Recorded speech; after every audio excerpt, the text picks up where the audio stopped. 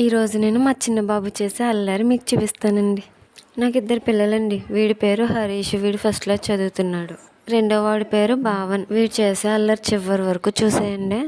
వీడికి ఇప్పుడు 15వ నెలండి. ఆ సెల్ఫ్లో బ్యాగ్స్ అస్సలు ఉంచాడు, లాగటం, నేను పెట్టడం. ఇప్పుడంటే బ్యాగ్స్ ఉన్నాయి కానండి, ఇంతకుముందు సెల్ఫ్లో విడిగా బట్టలు ఉండేవి. అవన్నీ మడతలు విప్పేసి వాటి మీద పడుకునేవాడు. మిషన్ కుట్టాను అనుకోండి, ఆ బాబుని లాగే వరకు ఊరుకోడు. ఈ బట్టలు మడతలు విప్పేసి స్టెప్ ఎలా వేస్తున్నాడో చూసారా?